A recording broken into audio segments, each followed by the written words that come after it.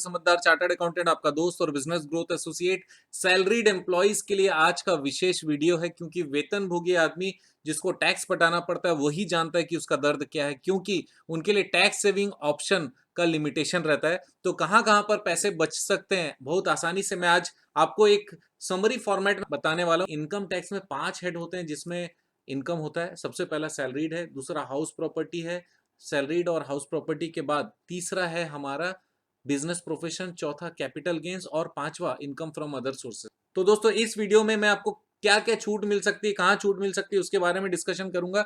सबसे पहला exemption from house rent allowance. House rent अगर आप पे करते हो उसका अलाउंस मिलता है तो फिर आपको छूट मिलने वाला है। उसका फॉर्मूला होता है स्टैंडर्ड डिडक्शन, जो कि पहले 40,000 था, अब 50,000 रुपए की छूट मिलने लगी, स्टैंडर्ड डिडक्शन होने लगा वेतन से। लीव ट्रैवल अलाउंस, एलटीए बोलते हैं, ये एलटीए का छूट मिलता है। मोबाइल रिम्बर्समेंट, बुक्स और पीरियोडिकल्स के लिए अगर आपके सैलरी स्लिप में अलग से दिया हुआ है तो उसकी छूट मिलेगी।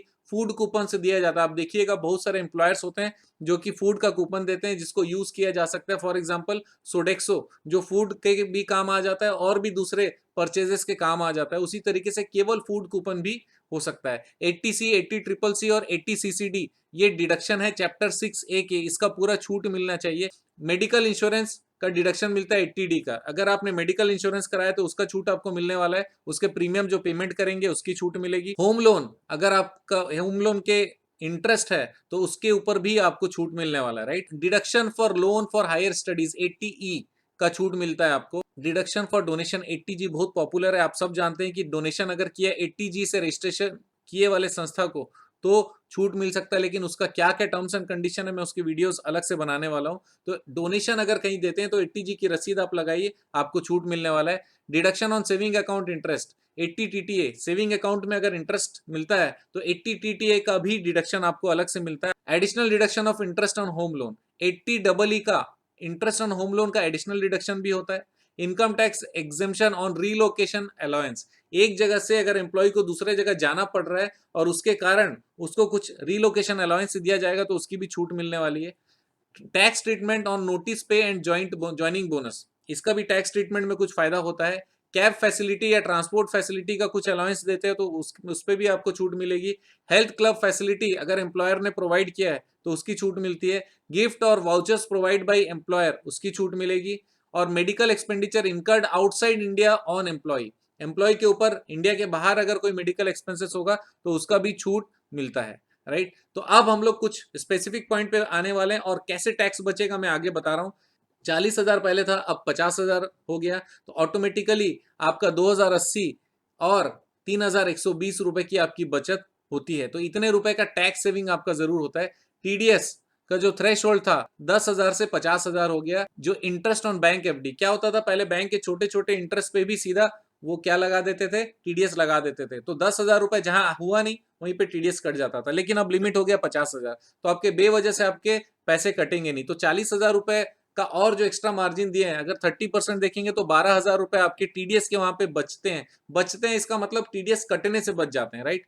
अब एक छोटा सा एग्जांपल देते हैं। ये रिबेट 87A का छूट केवल तभी मिलता है जब 5 लाख रुपए तक का ही इनकम हो, अदरवाइज रिबेट 87A का नहीं मिलता। इसीलिए अगर हम लोग कैलकुलेशन ठीक से बैठाएंगे, कोई भी अननेसेसरी फिगर अगर 5 लाख के ऊपर जा रहा है, अगर काफी ऊपर है तो हम लोग डिस्टर्ब नहीं करेंगे, लेकिन अगर काफी ऊपर नहीं है तो फिर हम लोगों को क्या करना चाहिए, हम लोगों को लिमिट रखना चाहिए 5 लाख रुपए के अंदर। ये आप देख सकते हैं कि 5 लाख रुपए अगर किसी को इनकम हुआ तो उसका ये केवल डायरेक्ट 5 लाख है, राइट।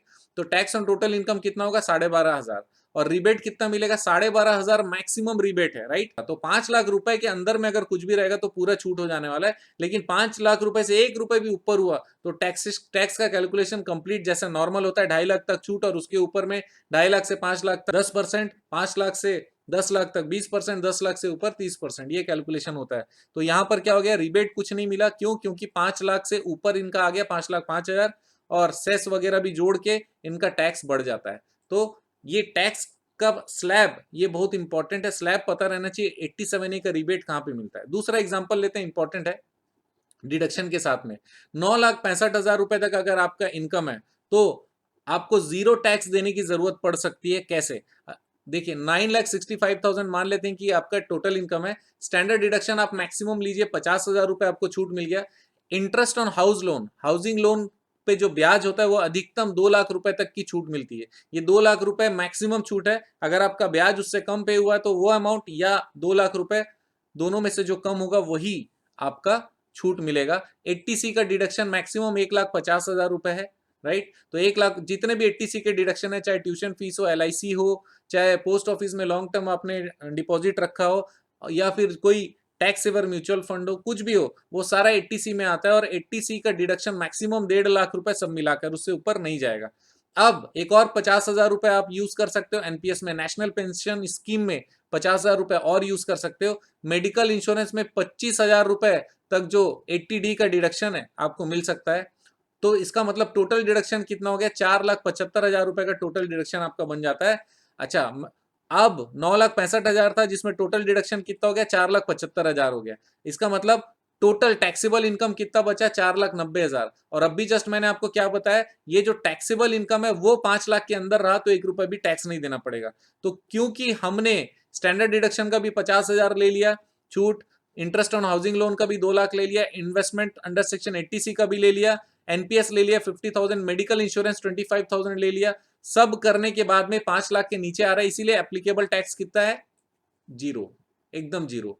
तो आपको मैं एक बात बता दूं, ये जो 5 लाख रुपए के अंदर रहा और उसके ऊपर में जितना अमाउंट 4,65,000 रुपए है, ये बहुत बड़ा अमाउंट, लगभग 95,000 तक का वहां पर आता है। उसके बाद 12,500 रुपए आपके ऊपर में बचते हैं। इस तरीके से आपका लाख रुपए से 1.5 लाख रुपए आपकी टैक्स की सेविंग पॉसिबल है। केवल प्लानिंग करने की जरूरत है। और ये जो मैंने आपको बताया, exemption on house rent allowance, standard deduction, LTA, mobile reimbursement, books and periodicals, ये सारी चीजों को, आपका सैलरी सपोज करिए 1.5 लाख रुपए है, उसको डिवाइड कर दीजिए ये सारे पार्ट में, जहां जहां पे फैसिलिटी वाली बात आती है, अगर एप्लीकेबल है तो उसको डिवाइड कर दीजिए। और उसमें भी देख लीजिए मैक्सिमम लिमिट क्या है, जो लिमिट है उसके आसपास तक का ही अमाउंट को एलोकेट करिए, ताकि आपको हर जगह पे छूट मिलता चले। ये टैक्स इवेशन नहीं, टैक्स प्लानिंग है। क्योंकि सैलरी वालों के लिए बहुत कम जगह पे छूट की पॉसिबिलिटी है, वो अपने मर्जी से वेतन कम नहीं कर सकते, इसलिए उनको ये पूरा फैसिलिटी यूज करना चाहिए। और किसी को भी टैक्स प्लानिंग से रिलेटेड या टैक्स फाइलिंग से रिलेटेड कोई भी सर्विस की जरूरत हो या फिर कंसल्टेंसी चाहिए, तो आप व्हाट्सएप कर सकते हैं नीचे लिखे नंबर पे। और आपको फ्री क्वेरीज है तो केवल यूट्यूब के कमेंट में डालिएगा, ताकि आपके कारण दूसरों का भी फायदा हो जाए।